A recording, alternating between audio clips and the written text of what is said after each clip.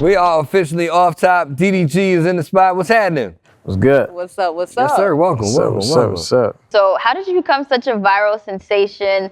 Did you have like a mentor like that taught you how to make money on YouTube? Nah, it was just something I was really experimenting with when I was like, I think I was around the age of 17 or whatever.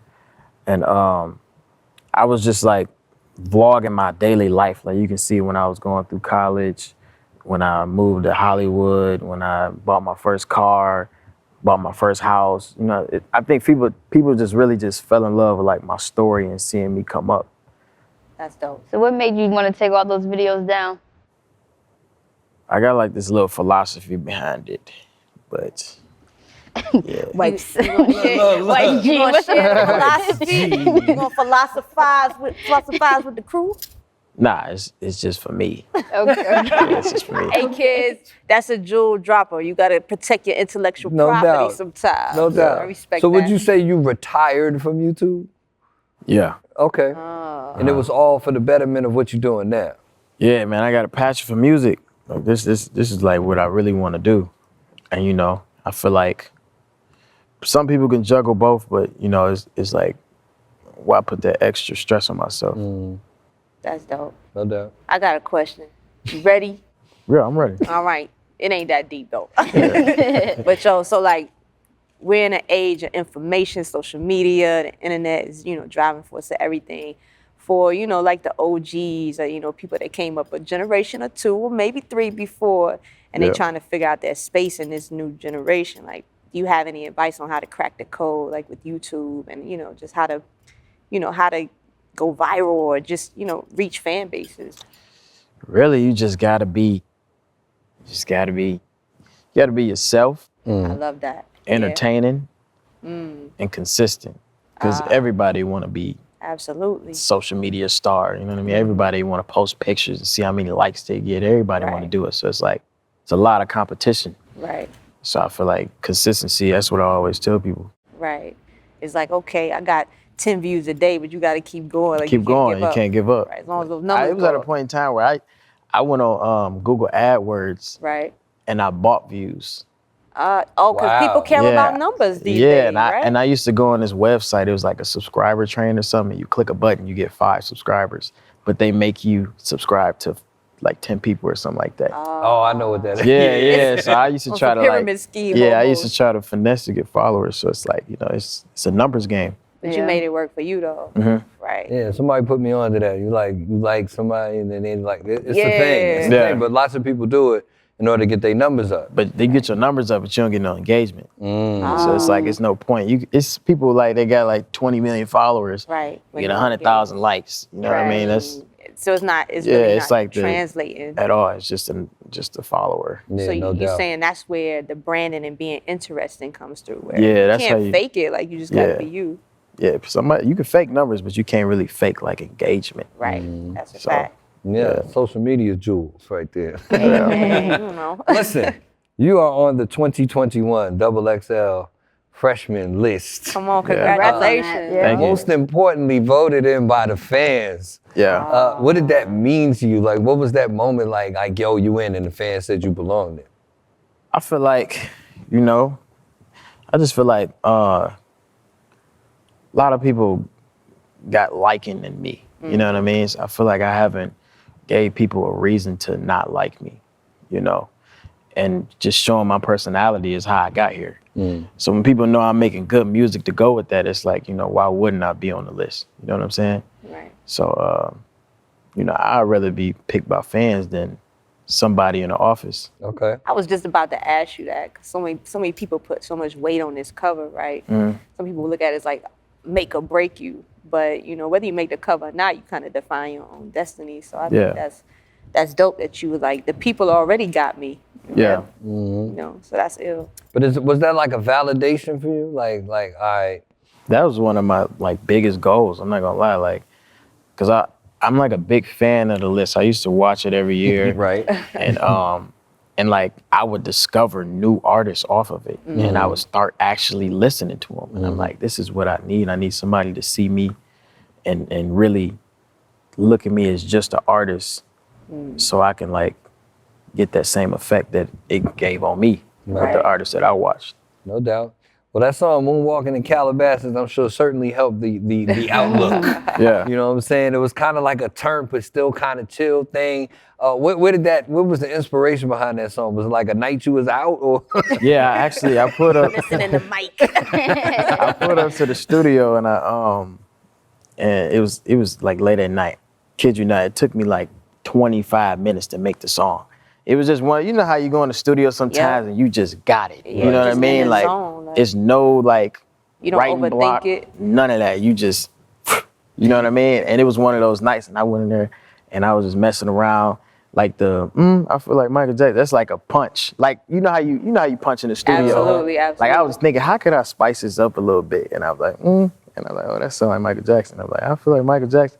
And it came out fire, right? And then I kept listening to it over and over and over in the car. And it was just one of those songs that I didn't get bored of listening to it myself.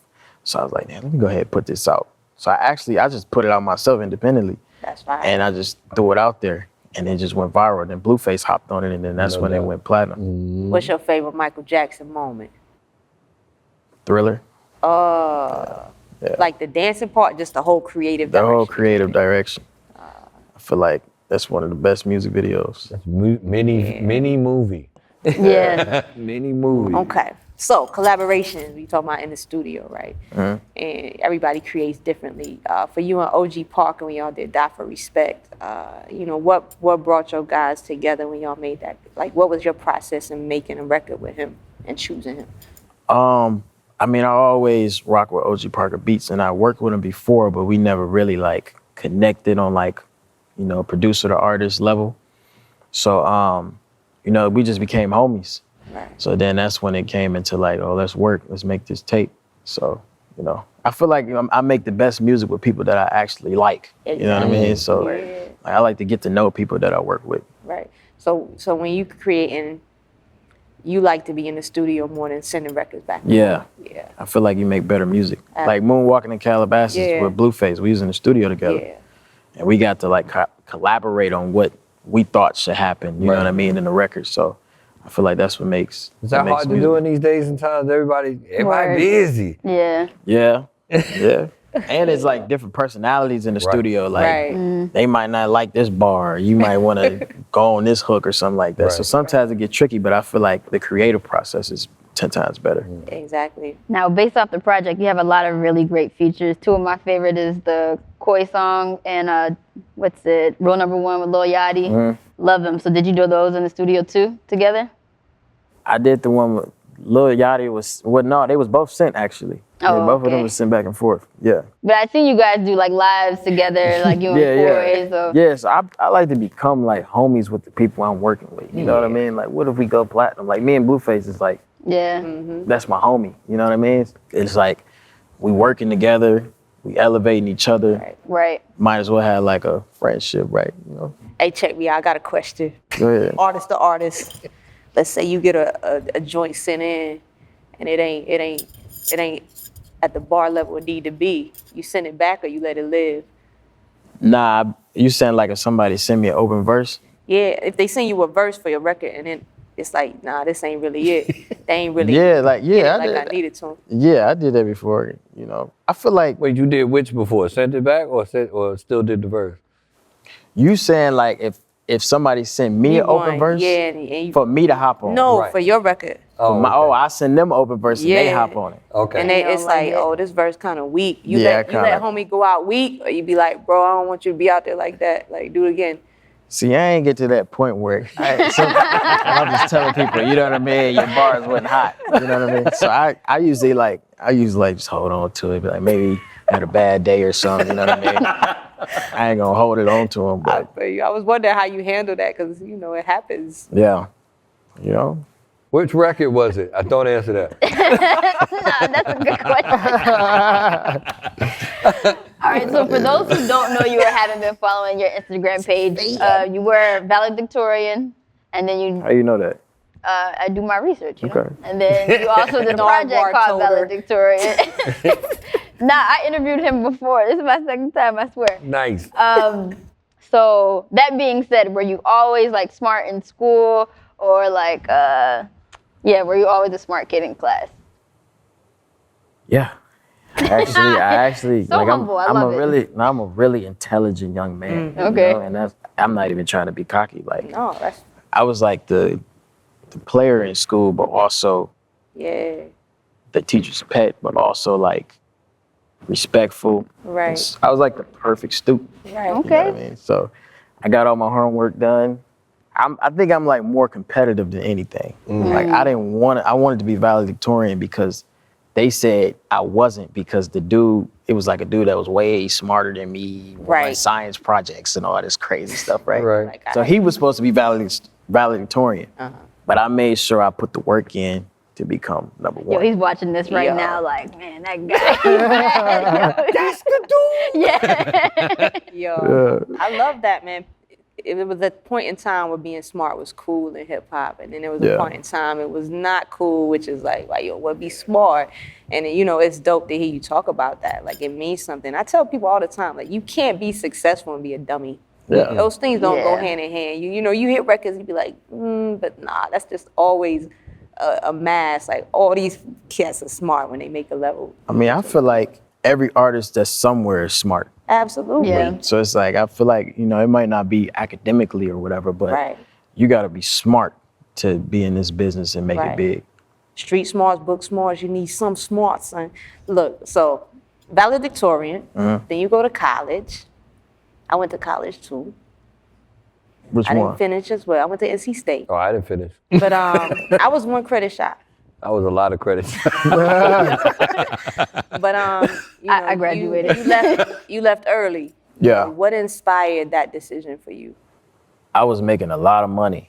That'll do it. Yeah, that's the truth. Like, I was in college doing the YouTube thing, and I used to ask my homies, I'm like, damn, like, this is like my sophomore year. I'm like, man, like, how much money would you like need to make to drop out? Because it's at the point now I'm skipping class to do YouTube. You know what I mean? I was in my dorm for 3 weeks making videos, Right. Wow. making bands though. I was making money, so I'm like, do I really want to wake up at 8 a.m.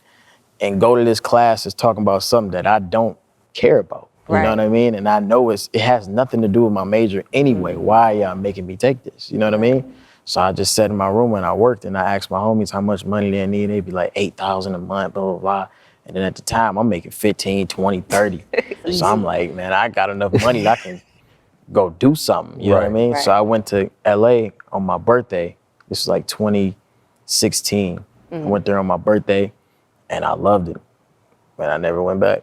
Yeah. I feel like a lot of people go to college for their parents, like, because they never got the chance to. So do you feel like you were there for your parents, or? Nah, I'm first generation. So I was the first one to go to college. So, So she wasn't tripping when you was she wasn't tripping at all. Okay. It was like, Like, I'm paying the bills. You know what I mean? bags home. Yeah.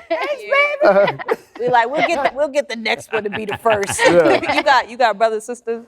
Oh, they going to college? Nah, I'm first generation. Oh, my sister. Yeah. My sister, she like social media.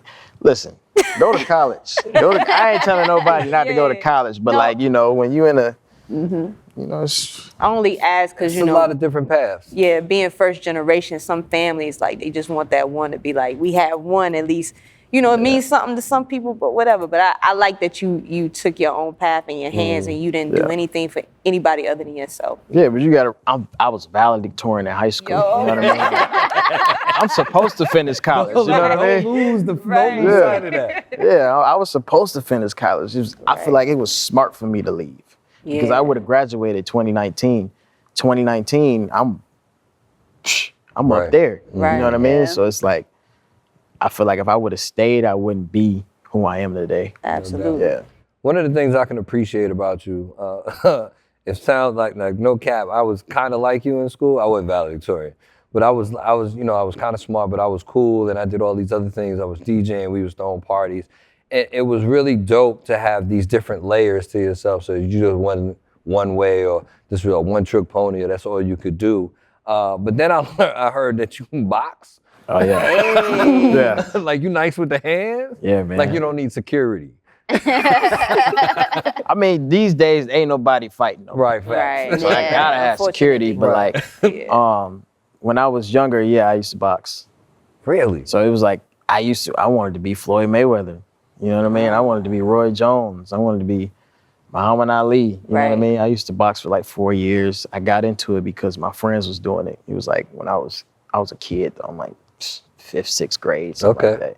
So it was just something that I was like, let me do it with my homies. And I ended up falling in love with the sport, and I just kept doing it.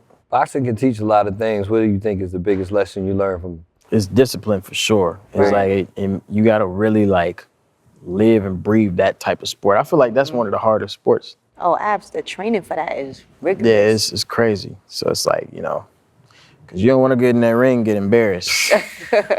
You've been watching it lately, people. Getting embarrassed, I ain't saying no names. You know, what do you think about the state of boxing today, like with celebrities boxing versus professional? I like it. Like, I personally think it's more exciting. You know what I mean? Just because, you know, sometimes you want to see your cousin play basketball. You don't want to see LeBron play basketball in the backyard. You know what I'm saying? Like, you want to see something a little different. Yeah, I want to see my cousin, you know, cross somebody up real quick. Like, he got it. My cousin. I feel like that's what it is now. It's like, oh, it's a celebrity. Oh, I used to watch him. Oh, I listened to his music. He just knocked him out. Oh, that's the homie. You know what I mean? So I feel like it's more like, it makes the fans make it feel more personal. Like, a lot of people don't like it, but I like it. All right, got another question. If you was to get in the ring with anybody, Oh, I know the answer to this one. who would you want to get in with? See, I was supposed to be boxing Toosii, right? Oh, But like, late. yeah, I'm trying to like, I'm trying to set it up. I saw the exchange. What This is happened? how I feel about it. I feel about it, you know what I mean? I feel like if somebody got an issue with each other, because we know how it go down, you know what I mean? Somebody end up getting really hurt, killed, blah, blah, blah, blah, blah. If me and him is two, like, superstars or whatever, right? Why not capitalize off of it and settle the differences like men? You know what I mean? That's what I'm about. I mean, we can go that way if you want to go that way, but why go that way if you ain't got to go that way? Exactly. Well, listen, I don't know Toosie's hand combat skills, but I'm not jumping in the ring with someone who's been formally trained from 6th grade. But look though, anything can go though. That's the thing with boxing. It's like I can get knocked out. I'm human. You know what I mean? I can get hurt. Like but it's a competitive sport, and I'm willing to get in the ring with anybody. So it's like I'd rather do that. Right. And make some money. Yeah. Make some money. That's a valedictorian. And everybody walk away alive. The way he It's all good. Where is the bag in this? So let's talk about, you know, adopted Pontiac or your other aliases. What was it like growing up in Michigan? Like, take us there. And It's actually really rough. It's really, really rough. It's one of the, Pontiac specifically is like a very small city. It's one of those cities, like we ain't got no mall. We ain't got like a lot of the schools closed down. Like, it's like one of those cities that's not really like. I'm from a city like. You know what I mean? It's not developed for real. So it's not much to do but be out in the streets. Having sex. Yeah, having sex. Like, kids get pregnant out there. Like, doing so it's drugs, like, doing drugs. It's like, you don't have no other entertainment. So it's like, until you, like, I didn't get on my first airplane till I was 16. So it's like, I feel like people in those areas don't get to experience what's outside of that small Is that city. the first time you left Pontiac? Yeah, I vlogged it too. It's my first video. That's dope. It was. I went to Washington, D.C. Okay. Oh, fine. Yeah. Like, think about it. Like, now you've been around the world. You're like, okay, Washington, D.C. I ain't finna go there and be like, this vacation. You know what I mean? But you had never left. But I never been there. That felt like vacation to me. I'm like, this is crazy. Like, I'm in the air right now. Now, I can relate to that for sure. Clouds. I was 22. Like, so when you come from a small town like that, like we do, there's a lot of fishbowl mentality, right? Yeah. How do you think, you know, you having the success you had and leaving and your people getting to see that has inspired them, or has it at all? Yeah, of course. I feel like a lot of people, I know a lot of people look up to me, you know, because they see me come from somewhere like that. They know it's very, very possible. You know what I mean? It's just about you choosing to put dedication into something that's going to make you financially stable, to be able to move around and see different things in life. So I feel like a lot of people look up to me because it's documented everywhere. You know what I mean? Like you can see it. You can go see what I did, and Exactly. you can literally copy This is me the if you wanted to. blueprint. Yeah. Right. So I just got one follow-up question. Being in that position that you are, like, do you feel pressure when somebody like, yo, help me out? Like Like the extra cousins or just people? The extra cousins. You know, when you grow up in small towns like that, your friends are like your cousins because you Yeah. went from kindergarten to 12th grade almost, right? So how do you decide like who to say yes to, who to say no to? Like, what's your advice on how to balance that? I mean, if somebody asks me for help, I don't give like unlimited help. Right. You know what I mean? I'd rather teach. I'd rather show you, look, you can do this and that, boom, boom, boom. Here's the book. It's up to you to read it. You know what I'm saying? So I don't like really, I say no a lot. That you You know what I have mean? to. Yes, you should. Yeah. I'm not scared to say no. Yeah. But it's like, if you really genuinely want to learn something, I'm got gonna teach you what I can teach you. I'm gonna teach you how to fish. Yeah. Yeah, I seen that today. You can teach somebody you can give somebody a fish, Yeah, or you eat for a can, day. or you can teach them how to catch the fish. And they Yeah, eat for a fast. lifetime. Yeah, Yeah. for a lifetime. Now, like you said, you've documented everything from your first experience traveling to Washington, D.C., and we also seen like your relationships. So do you feel like being public with your relationships has hindered it any? Yeah, I definitely, 100%. Yeah. Yeah. 100%. Public relationships are 100 times more difficult than like relationships when y'all just got non-public lives. You know what I mean? So are you done with that moving forward? It's no more public relationships? It's almost impossible.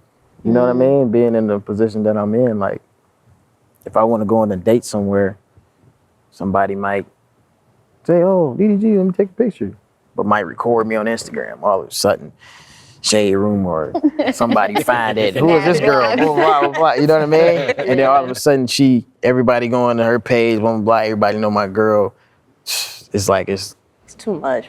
almost impossible. But you can control what you share and what you. I think lots of people overshare. But you can't control what other people share. Facts. That's the real That's where it problem. get funky. Bruh. Yo, you gotta touch the You face gotta on sit and that, have yo. some conversations with them before you go public with them. Like, hey, I try to keep things XYZ. Do you do that or nah? You just.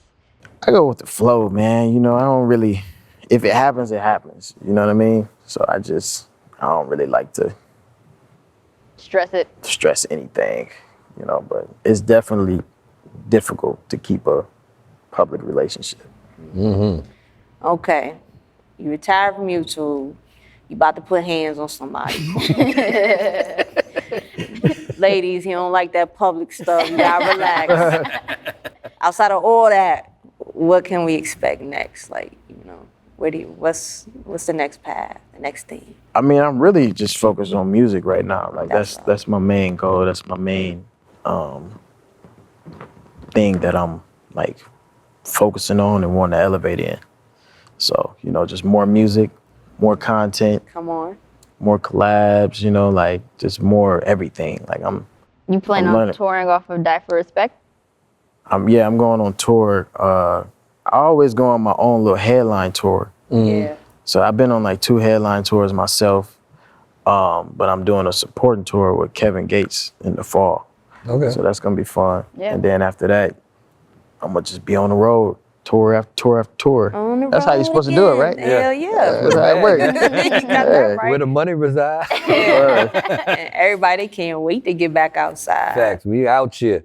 And listen, he's in here. DDG is getting in this. Are you ready to get in the zone, bro?